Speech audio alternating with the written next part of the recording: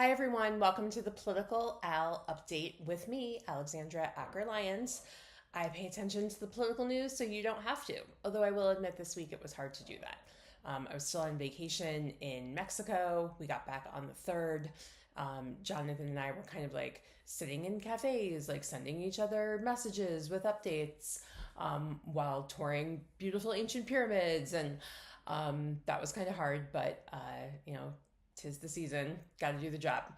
I hope everyone had fun rebelling yesterday and reclaiming patriotism. I wore my Harris Waltz t-shirt for part of the day as just like my little act of rebellion. And being in Mexico, I learned a lot and, felt all the feels. Definitely enjoyed living under the leadership of a Jewish woman scientist executive. Got to see some political ads while I was there. Just incredibly friendly and welcoming people. We went all over and had so much fun and ate so well. But back home now. Okay, digging in. Shout out of the week goes to Minority Leader Hakeem Jeffries in the House. Who extended his magic minute for 8 hours and 44 minutes in protest of the big, beautiful bullshit bill. I'm really proud of the collective work that Democrats have done, both those out front and behind the scenes, working at organizations you've never heard of, to kind of help people understand what is in this bill, frame the terrible aspects of it. There will be a lot more of that in the coming weeks and months and as we head into the midterms. But I feel good about the coordination and there will be more to say on groups who are doing some of that accountability work and will need some funding. Candidate news. Thom Tillis made a dramatic announcement last Sunday that he will not run for re-election. He is the Republican senator from North Carolina and was, I would say, the top target for Democrats in terms of our ability to flip a seat in the very purple North Carolina. He has been considered a moderate, has been someone willing to work across the aisle. On the one hand, like, everyone needs to get a spine and show some bravery. On the other hand, he just made it a lot easier for us to pick up this seat, so yay. We're still waiting for former Democratic Governor Roy Cooper to decide if he is going to run. I would think that this is certainly much more attractive now, and I think that folks like him will probably have to decide by like mid-August if they're running. But he has already, been talking to consultants. I'm sure Chuck Schumer calls him every day, so we'll see what that decision is. And then similarly in Nebraska 2, which is known as the Blue Dot, it is basically Omaha in a sea of red. Don Bacon decided to retire, and that is a very winnable seat. He was one of the only Republicans in a district that was won by Harris Waltz. There is a Democratic primary there. I am backing Denise Powell, who is a fabulous candidate. Has helped a lot of women run for office and win, and now she's taking the plunge herself.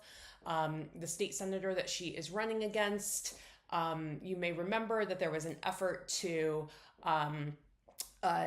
take Nebraska back to a winner-take-all system, so they split their electoral college votes. That would have been the one vote. Had Kamala won the blue wall, she also needed to win that one congressional district to get her the 270 she needed, and the state Senate prevented a winner-take-all system from going into effect by one vote. If this state senator wins the primary, the Republican governor will appoint his replacement, and they could potentially go back and bring that bill up again and revert back to a winner-take-all system, making our already difficult electoral math even harder. So yet another reason to be supporting Denise Powell, the woman in the race here. Obviously, in other political news, the big, beautiful bullshit bill was signed yesterday. Want to talk about a couple of things. There have been a lot of takes on this, and there will continue to be a lot more, especially because no one actually knows what was in this bill and what they voted on. But What we do know, the first thing, and this is an important thing for people to understand, you don't get a check for Medicaid. It's not like Social Security. What it means is that you are eligible to be covered for your health care. And we had to do this the last several months of my mom's life.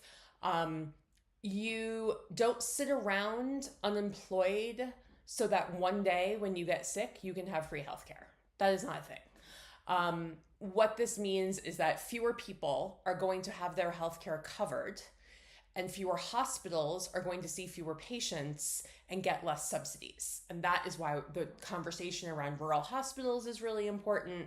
Not only in terms of like the patients and being able to have people actually be close enough physically to their healthcare, but it is a numbers game in many ways. And so if fewer people are getting those subsidies, that is why those hospitals are going to go over.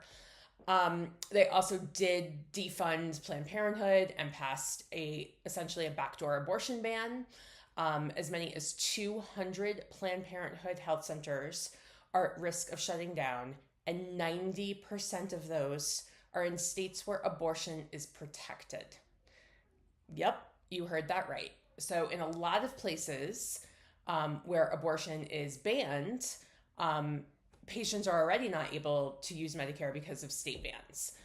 So this is going to dramatically impact blue and purple states where that was not already in effect. And the healthcare of 1.1 million patients is at risk. So I strongly encourage folks, go to Planned Parenthood, donate what you can. You can give to the national, you can give to a local affiliate, you can give to Planned Parenthood Action Fund or Planned Parenthood Votes, which are the political arms, but truly in the fight for their life right now.